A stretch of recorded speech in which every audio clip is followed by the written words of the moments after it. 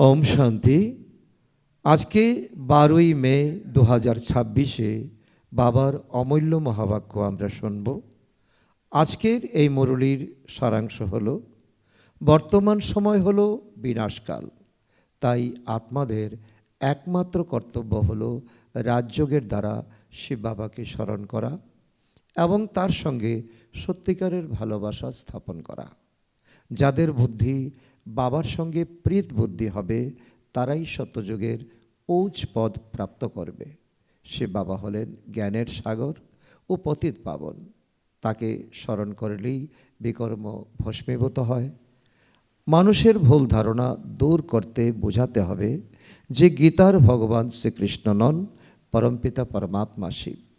বাবা এই শিক্ষা প্রদান করেন যে পারস্পরিক দেহভিত্তিক আসক্তি নয়, বরং আত্মিক প্রেম ও একনিষ্ঠ যোগই প্রকৃত পুরুষার্থ।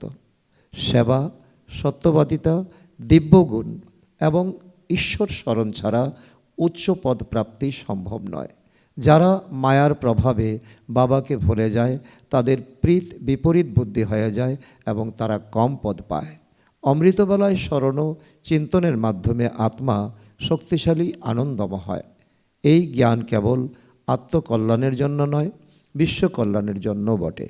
প্রদর্শনী ও সেবার মাধ্যমে গীতার প্রকৃত জ্ঞান সকলকে বোঝাতে হবে। শরীর, মন ও সম্পত্তিকে ঈশ্বরীয় সেবায় ব্যবহার করেই ভবিষ্যৎ স্বর্গরাজ্যের অধিকার অর্জন করা যায়।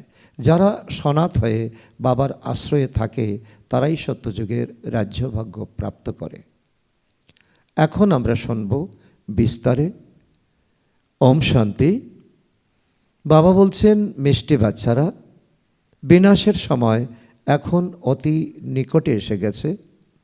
তাই কোনো দেহদারির সঙ্গে ভালোবাসা না রেখে কেবল বাবার সঙ্গেই সত্যিকারের ভালোবাসা রাখো। আজকের মুরলি থেকে প্রশ্ন, যেসব বাচ্চাদের কেবল বাবার সঙ্গেই সত্যিকারের ভালোবাসা থাকবে তাদের লক্ষণ কেমন হবে? উত্তর, 1 নম্বর, তাদের বুদ্ধিযোগ কোনো দেহধারীর দিকে কখনোই যেতে পারে না। ওরা কখনোই নিজেদের মধ্যে পরস্পর প্রেমিক প্রেমিকা হবে না।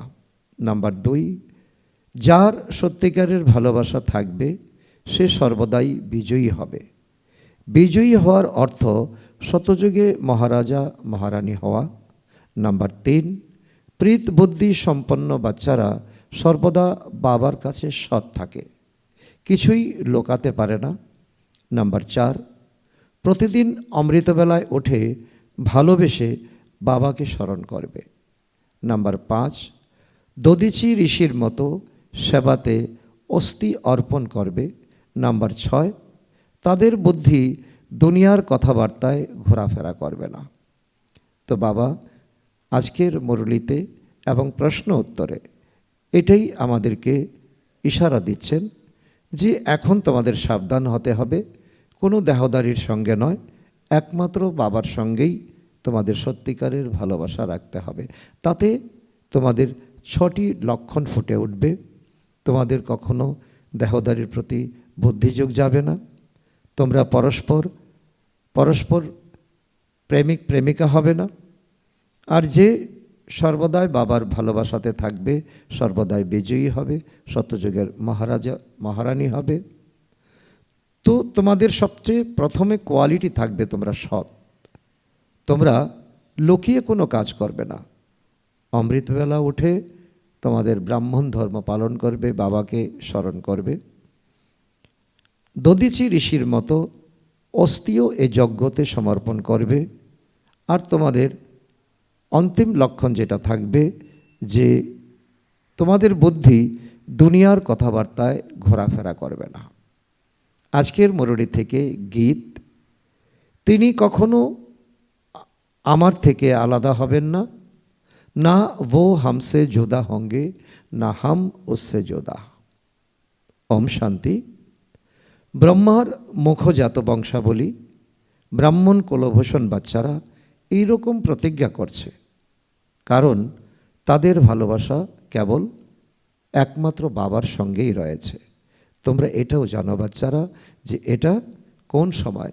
এটা বিনাশের সময়। বাবা বাচ্চাদের বোঝাচ্ছেন যে বিনাশ তো অবশ্যই হবে। এই দুনিয়া একেবারে বদলে যাবে, প্রাকৃতিক বিপর্যয় হবে, রাসায়নিক বোম বিস্ফোরণ হবে।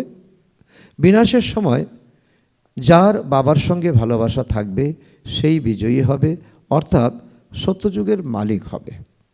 কারণ একমাত্র ভালোবাসার দ্বারাই বাবা বলছেন তোমাদের ভাগ্য নির্ধারণ হয়ে যাবে, তোমরা সত্যযুগের মালিক হবে। শিব বাবা এটাও বুঝিয়েছেন রাজা এবং প্রজা উভয়ই সত্যযুগের মালিক হবে, কিন্তু তাদের পদমর্যাদা অনেক পার্থক্য থাকবে। রাজা সে নিরন্তর বাবাকে স্মরণ করবে, আর প্রজা সে ক্ষণে ক্ষণে ভুলে যাবে।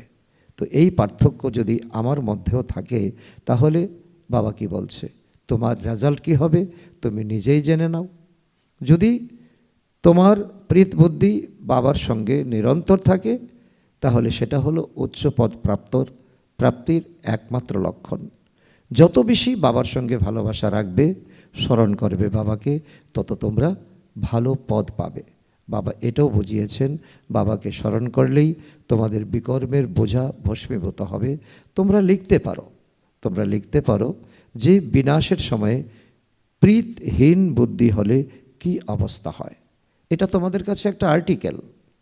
বিনাশের সময় যদি প্রীত বুদ্ধিহীন হয় তাহলে কি অবস্থা হবে। তো তার উপর তোমরা এখন বিচার মন্থন করে পয়েন্ট তোমরা বের করো, আর বাবার সন্তানদেরকে এটাও তোমরা বোঝাতে থাকো। এতে ভয় পাওয়ার কিছু নেই, কারণ তোমাদের কাছে লজিক আছে। বাবা বলছেন আমি নিজে বলছি যে তাদের বিনাশ হবে এবং প্রীতবুদ্ধিদের বিজয় হবে। বাবা পরিষ্কার রেজাল্ট বলে দিয়েছেন, যারা আমার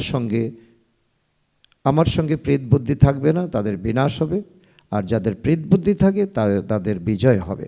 বাবা একদম স্পষ্ট বলেছেন এই দুনিয়ার কারোরই বুদ্ধিতে ভালোবাসা নেই।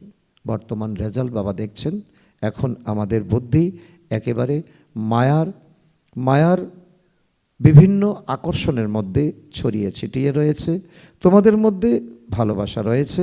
বাবা বলছেন বাচ্চারা, পরমাত্মা এবং শ্রীকৃষ্ণের মহিমা সম্পূর্ণ আলাদা। এই আলাদা আলাদাভাবে পিতা এবং পুত্রের মহিমা লিখে তোমরা বাবার সেবা করতে পারো, যজ্ঞের সেবা করতে পারো। লিখিতভাবে মানুষকে দিলেই প্রমাণ করা যাবে যে গীতার ভগবান বাস্তবে কে।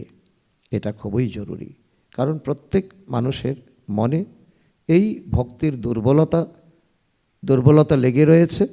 দ্বিতীয়ত বাবা বোঝাচ্ছেন জ্ঞানের সাগর পতিত পাবন পরমপিতাকে বলা যাবে না গঙ্গা জলকে বলা যাবে, নদীকে বলা যাবে। জ্ঞানের গঙ্গা নাকি জলের গঙ্গা, এগুলো খুবই সহজ ব্যাপার।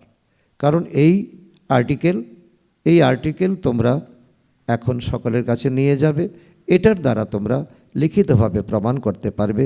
দ্বিতীয় কথা হলো, যখন প্রদর্শনীর আয়োজন করো তখন দুনিয়ার গীতা পাঠশালার মানুষদেরকে সবার আগে আমন্ত্রণ জানানো উচিত। ওরা সংখ্যায় অনেক, ওদেরকে বিশেষভাবে নিমন্ত্রণ করতে হবে, বিশেষভাবে নিমন্ত্রণ। তার উপর বাবা আমাদের ইশারা দিয়েছেন বিচার মন্থন করতে হবে, বিশেষভাবে নিমন্ত্রণ, অর্থাৎ হয়তো চিঠি দিয়ে তাদেরকে নিমন্ত্রণ করতে হবে। যারা শ্রীমদ্ ভাগবত গীতা পাঠ করে তাদেরকেই আগে নিমন্ত্রণ করতে হবে, কারণ তারা নিজেরও ভুলে গেছে আর সবাইকে ভুলিয়ে দিচ্ছে। কারণ এটাও একটা ইম্পর্টেন্ট কথা বাবা বলছেন, তারা নিজেরও জানে না, তাই অন্যদের ভাগ্য তারা নষ্ট করছে। তারা যত মানুষের কাছে যাচ্ছে সেখানে মানুষের ভিড়, কারণ তাদের কাছে কোনো বিধি নিষেধ নেই। আর এখানে পরমপিতা পরমাত্মা এসে বলছেন বাচ্চারা কাম মহাশত্রু। তো তাদেরকে আমন্ত্রণ জানিয়ে বলতে হবে যে এখানে এসে নিজেই বিচার করুন এবং তারপর আপনার যা মনে হয় আপনি তা করবেন। কারণ এখন পিতা পরমাত্মা আমাদেরকে ডিউটি দিয়েছেন যে সকলকে এখন গীতা জ্ঞানের রচয়িতার কথা এখন বলে বেড়াও। আবার সকলে শুনে যদি এখন তাদের বুদ্ধির দ্বারা তারা বিচার করে যে না, আমাদের ভক্তিই বড়, জ্ঞান আমাদের প্রয়োজন নেই, তাহলে অন্তিম সময় তাদেরকে অনেক লজ্জিত হতে হবে। তখন মানুষ জানবে যে গীতা পাঠ করে এরা তাদেরকে নিমন্ত্রণ করে, হয়তো এরা গীতা নিয়ে প্রচার করে। গীতার দ্বারাই স্বর্গ স্থাপন হয়েছিল, গীতার অনেক মাহাত্ম্য রয়েছে, কিন্তু এটা ভক্তি মার্গের ওই গীতা নয়। এটাই বাবা বলছেন বিশেষ জোর দিয়ে। এবং তোমরা এখন অনুভবী হয়ে সকলকে বোঝাও যে ভক্তিতে আমরা যে গীতা পাঠ করেছি সেই গীতা এই গীতা নয়। এখন আমরা যে গীতা শুনছি ডাইরেক্ট ভগবানুবাচ। বাবা বলছেন আমি তোমাদেরকে কেবল সত্যটাই বলছি, কারণ আমি হলাম সত্যস্বরূপ। মানুষ এর যেমনভাবে অর্থ ব্যাখ্যা করেছে সেটা একেবারে ভুল। কেউ সত্য বলতে পারে না, কেবল আমি সত্য বলি। পরমাত্মাকে সর্বব্যাপী বলে দেওয়া এটাও ঠিক নয়। এদের সকলের বিনাশ হবে, প্রতিকল্পেই হয়েছে। তোমাদেরকে প্রথম এই মুখ্য বিষয়টাই বোঝাতে হবে।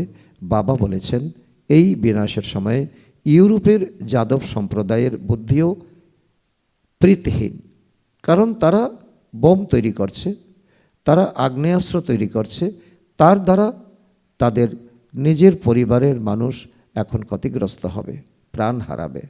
বিনাশের জন্য ভালোভাবে প্রস্তুতি নিচ্ছে, কিন্তু বুদ্ধি পাথরের মতো হওয়ায় কারণ বুঝতেই পারে না এর দ্বারা কি ক্ষতি হতে পারে। তোমাদের বুদ্ধিও পাথরের মতো ছিল, এখন পারস বুদ্ধি সম্পন্ন হতে চলেছে, কারণ তোমরা এখন হিংসার পথ ছেড়ে তোমরা অহিংসার পথে চলেছ। বুদ্ধি পরশের মতোই ছিল, কিন্তু কিভাবে পাথর হয়ে গেল এটাও বিচার করো। যে তোমরাও পাথর বুদ্ধি হয়ে গিয়েছিলে, কিন্তু তোমাদের তো একদিন পরশ বুদ্ধি ছিল, কি করে পাথরের মতো হয়ে গেল? কত আশ্চর্য, তাই না? বাবাকে তো নলেজফুল, মার্সিফুল বলা হয়, কিন্তু যে নিজেরই কল্যাণ করতে জানে না সে কিভাবে অন্যের কল্যাণ করবে? যে জ্ঞান ধারণ করে না সে সেরকম পদ পাবে। যারা সার্ভিসেবল তারাই উচ্চ পদ পাবে। বাবা তাদেরই ভালোবাসেন, পুরুষার্থের ক্রম অনুসারে হয়ে থাকে।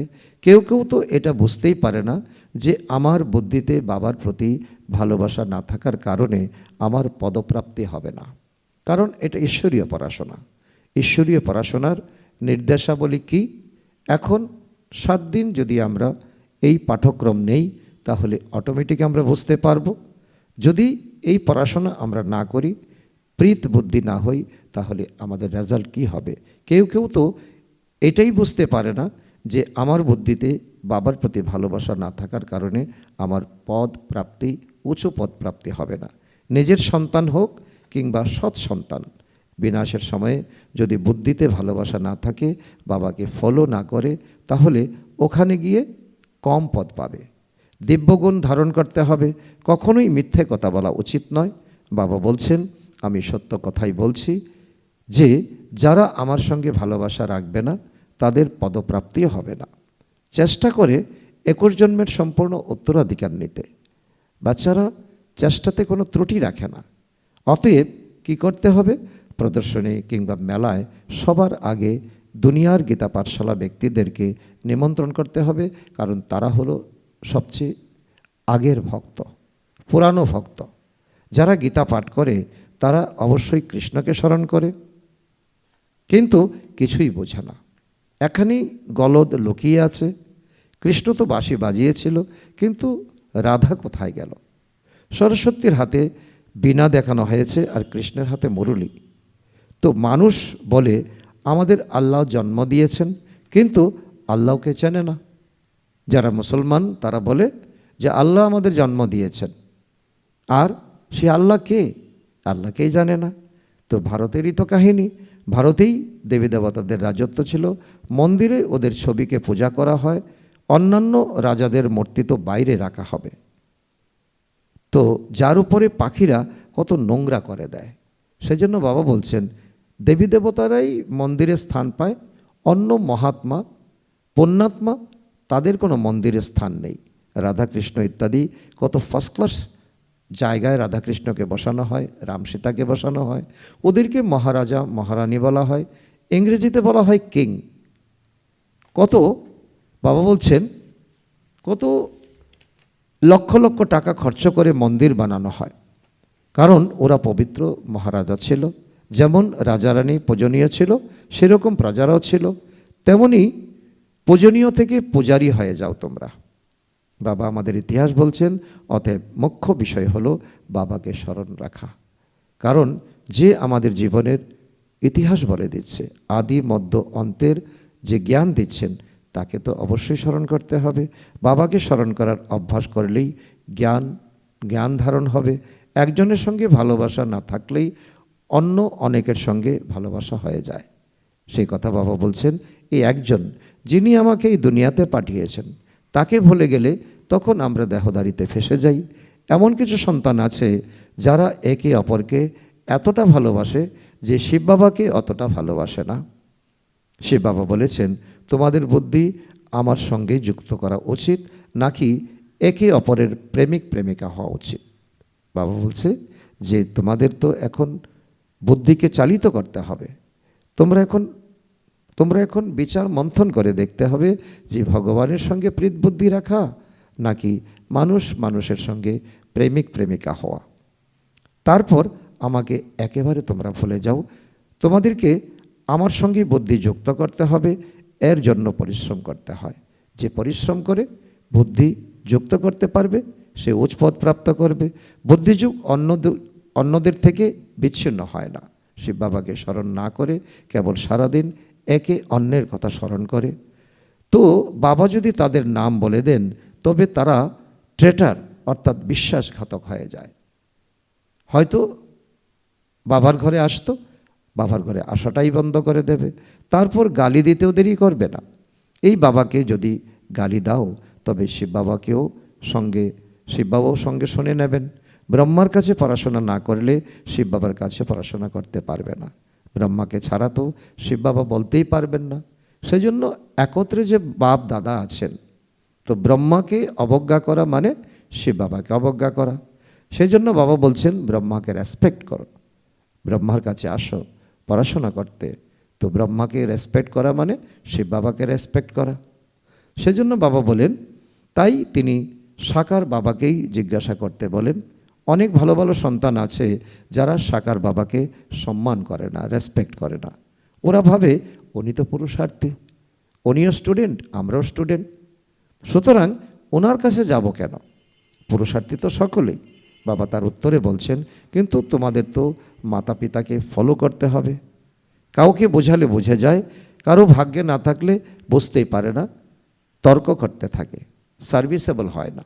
এটাই বাবা বলছেন, ভাগ্যে না থাকলে সে পড়াশোনাও করে না, সার্ভিসও করে না, কেবল বাবার প্রতিই বুদ্ধিযোগ রাখতে হবে। এটাই হলো ফোকাস। আজকাল অনেকে বলে দেয় যে আমার মধ্যে শিব বাবা আসেন, ব্রহ্মার মধ্যে আসলে, আমার মধ্যে আসলে আপত্তি কী? এই বিষয়ে খুব সাবধান থাকতে হবে। মায়া প্রবেশ করে অনেককে দিয়ে এমন কথা বলা হয় যে তোমরা আমার কাছে আসো, আমার শরীরে শিব বাবা প্রবেশ করে। তো এমন কিছু অনুগামীও হয়ে যায়, যাদের মধ্যে আগে শ্রী নারায়ণ ইত্যাদির আগমন হতো, তারও আজকে নেই। বাবা কি অদ্ভুত আমাদের রহস্য বলছেন। কেবল প্রবেশ করলে কিছু আসে যায় না। বাবা বলেছেন, মামেকম স্মরণ করো, মামেকম স্মরণ করো। এছাড়া যারা বলে আমার মধ্যে ইনি আসেন, আমার মধ্যে উনি আসেন, ইনি আসেন, উনি আসেন, এগুলো সব মায়া তাকে দিয়ে বলাচ্ছে। আর যে বলছে সেও মায়ার ছায়ায় আচ্ছন্ন হয়ে গেছে, আর যারা শুনে বিশ্বাস করছে তারও মায়ার সাথে আকৃষ্ট হয়ে যাচ্ছে। তো আমাকে স্মরণ না করলে তার কি পদ প্রাপ্তি হবে?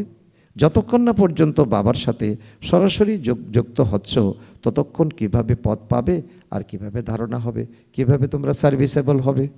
বাবা বলছেন, বাচ্চারা তোমরা মামেকম স্মরণ করো।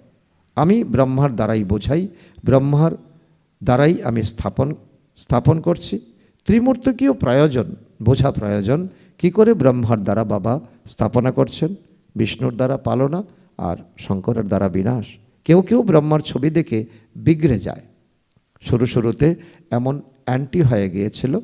কেউ আবার কৃষ্ণের 84 জন্মের কাহিনী শুনে বিগড়ে যায়। কৃষ্ণকে ভগবানের স্থান দিয়েছে, তাই কৃষ্ণকে যখন 84 জন্মে বাধা হয়, আসল সত্য যখন প্রকাশ হয় তখন অনেকে বিগড়ে যায়, অর্থাৎ তার ভাগ্যে নেই। সেই কারণে সে এই জ্ঞান ছোট হয়ে যায়, তো ছবিকেই ছিঁড়ে দেয়। আরে এই ছবি তো স্বয়ং সে বাবা বানিয়েছেন।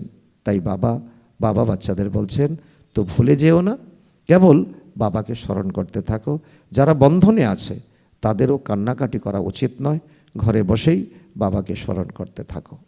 তো বন্ধনে যারা আছেন তারা বাবার ঘরে আসতে পারে না, মধুবন যেতে পারে না, তাদেরকে মুহুর্মুহু বাধা দেওয়া হয়, আর তার জন্য তারা কান্নাকাটি করে। আর বাবা বলছেন তোমরা কান্নাকাটি করো না। যারা অবাধে বাবার ঘরে আসে তাদের থেকে তোমাদের ভাগ্য অনেক উঁচুতে যেতে পারে, কারণ তোমরা এক বাবার প্রতি তোমরা স্থির নিশ্চয় বুদ্ধি। যারা বন্ধনে রয়েছে তারা তো আরও ভালো পদ পেতে পারবে। বাবা তাদেরকে সান্ত্বনা নয়, সত্য কথা বলছেন। বাচ্চারা, তোমাদেরকে স্বয়ং জ্ঞানের সাগর জ্ঞান প্রদান করেন। কেবল বাবা ছাড়া অন্য কারোর মধ্যেই আধ্যাত্মিক জ্ঞান নেই।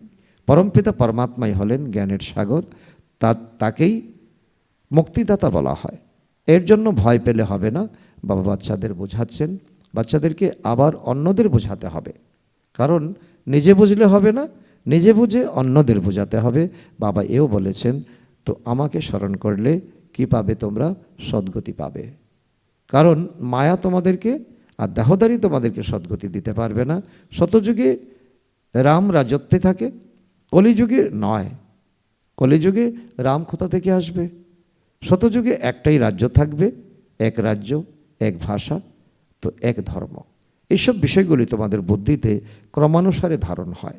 যারা ভালো নিশ্চয় বুদ্ধির হয়, যারা এখন প্রীত বুদ্ধি অর্জন করে তাদের বুদ্ধিতে ধারণা হয়, বাবার প্রত্যেকটা কথাই তাদের আকর্ষণ হয়। যার ধারণ হয় না তার ক্ষেত্রে বলা হবে বিনাশের সময় বিপরীত বুদ্ধি, ওদের পদপ্রাপ্তি হয় না। বিনাশ তো সকলেরই হবে, এই শব্দটা খুবই গুরুত্বপূর্ণ। সে বাবা বলেন বিনাশের সময়ে প্রীতবুদ্ধি সম্পন্ন হও, এটাই তোমাদের অন্তিম জন্ম। এই জন্মে যদি ভালোবাসা না রাখো তবে পদপ্রাপ্তি হবে না। সৎ হৃদয়ের জন্য সাহেব রাজি হয়ে যান। দধিচি ঋষির মতো সেবা কার্যে অস্থি অর্পণ করতে হবে। কখনো কারোর উপর গ্রহের দশা লাগলে তার জ্ঞানের নেশা কেটে যায় এবং অনেক রকমের বাধা আসে। মুখে বলে এর থেকে তো লৌকিক দুনিয়ায় চলে যাওয়াই ভালো, এখানে একটুকু মজা নেই। ওই দুনিয়ায় অনেক রকমের নাটক, বায়োস্কোপ রয়েছে। যারা এইসব বিষয়ে ফেঁসে আছে তাদের পক্ষে এখানে টিকে থাকা খুব মুশকিল।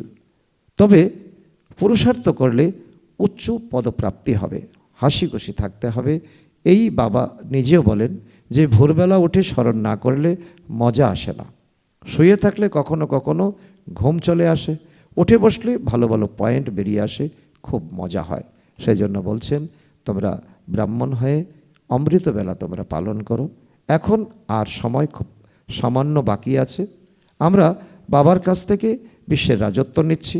এখানে বসে থাকলে স্মরণ করলে স্মরণের পারদ একেবারে ঊর্ধ্বমুখী হবে।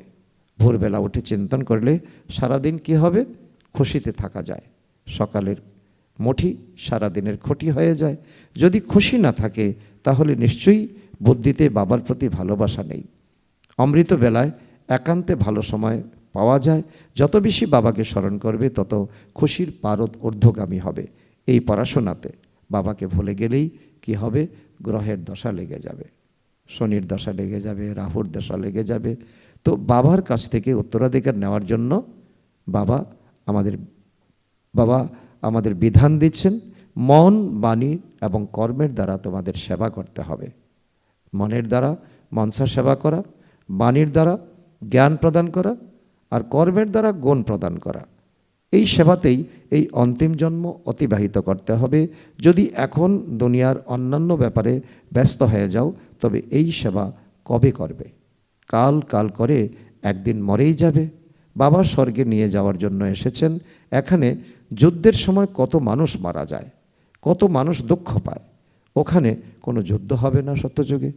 তো এগুলো সব অন্তিম সময়ের ঘটনা, সব কিছু বিনাশ হয়ে যাবে। যারা অনাথ তারা এমনি মারা যাবে, যারা সনাথ তারা রাজ্যভাগ্য পেয়ে যাবে। সনাথ আর অনাথ বলতে বাবা বলছেন যারা বাবাকে জানে, চিনে, বাবাকে স্মরণ করে তারা হলো সনাথ, আর যারা বাবাকে ছেড়ে দিয়ে দেহদারীকে স্মরণ করে তারা হলো অনাথ। প্রদর্শনীতে বোঝাতে হবে যে আমরা নিজের উপার্জনের দ্বারা নিজের শরীর, মন এবং সম্পত্তি দিয়ে নিজের রাজত্ব স্থাপন করছি। আমরা এখন এই তন, মন, ধন দিয়ে এই যজ্ঞ সেবা করছি। শতযুগে আমাদের রাজত্ব হবে। এই রাজত্বের জন্য এখন আমরা বাবার দেওয়া সম্পত্তি এই যজ্ঞের কাজে লাগাচ্ছি। আমরা ভিক্ষা করি না, তার কোনো প্রয়োজন হয় না। অনেক ভাই বোন একসাথে রাজধানী স্থাপন করছে, তো আপনারা কোটি কোটি টাকা সঞ্চয় করে নিজের বিনাশ করছেন, আর আমরা প্রত্যেকটা পয়সা জমা করে বিশ্বের মালিক হচ্ছি। কত আশ্চর্যের ব্যাপার, তাই না? আচ্ছা, মিষ্টি মিষ্টি হারানিধি বাচ্চাদের প্রতি মাতা পিতা বাপদাদার স্মরণের স্নেহসুমন আর সুপ্রভাত। আত্মাদের পিতা তার আত্মারূপী বাচ্চাদের জানাচ্ছেন নমস্কার। আমরা আত্মারূপী সন্তানরা আমাদের মাতা পিতা বাপদাদাকে জানাই স্মরণের স্নেহসুমন, সুপ্রভাত ও নমস্কার। ধন্যবাদ বাবা, ধন্যবাদ। আজকের মুরলী থেকে ধারণার জন্য মুখ্য সার: 1 নম্বর, অমৃতবেলায় একান্তে বসে বাবাকে ভালোবেসে স্মরণ করতে হবে। দুনিয়ার কথাবার্তায় না গিয়ে ঈশ্বরীয় সেবাতে নিযুক্ত থাকতে হবে। নাম্বার 2, বাবার সঙ্গে সত্যিকারের ভালোবাসা রাখতে হবে। নিজেদের মধ্যে পরস্পরের প্রেমিক প্রেমিকা হওয়া উচিত নয়। কেবল বাবার সঙ্গেই ভালোবাসা রাখতে হবে, কোনো দেহদারির সঙ্গে নয়।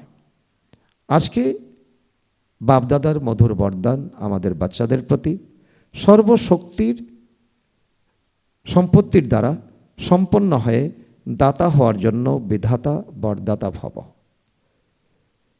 যে বাচ্চারা সর্বশক্তির সম্পত্তিবান হয় তারা সম্পন্ন আর সম্পূর্ণ স্থিতির নৈকট্যতার অনুভব করে। তাদের সঙ্গে কোনো ভক্ত বা ভিখারির সংস্কার ইমর্জ হয় না। বাবার সহায়তা চাই, আশীর্বাদ চাই, সহযোগ চাই, শক্তি চাই, এই চাই শব্দদাতা বিধাতা বরদাতা বাচ্চার সামনে শোভনীয় নয়। তারা তো বিশ্বের প্রত্যেক আত্মাকে কিছু না কিছু দান বা বরদানের দাতা হয়। আজকের স্লোগান: প্রত্যেক আত্মাকে কোনো না কোনো প্রাপ্তি করানোই বচনই হলো সত্য বচন। আজকের অব্যক্ত ইশারা: সদা অবিচল, অনর, একরস স্থিতির অনুভব করো। এর অন্তর্গত বাবা বলেছেন যে যতই নাড়ানোর চেষ্টা করুক না কেন তোমরা অচল থাকো। পরিস্থিতি শ্রেষ্ঠ নাকি সস্থিতি শ্রেষ্ঠ? কখনো পরিস্থিতি আক্রমণ করে না তো? চিন্তা করো, এই পরিস্থিতি পাওয়ারফুল নাকি সস্থিতি পাওয়ারফুল? তো এই স্মৃতির দ্বারা দুর্বল থেকে শক্তিশালী হয়ে যাবে। যেরকম তোমরা তপস্বীরা একরস স্থিতিতে একাগ্র হও, সেখানে হঠযোগীরা এক পায়ে দাঁড়িয়ে যায়। তো কোথায় একরস স্থিতি আর কোথায় এক পায়ে স্থির থাকা পার্থক্য হয়ে যায়, তাই না? হঠযোগী আর রাজযোগী। আচ্ছা, ওম শান্তি।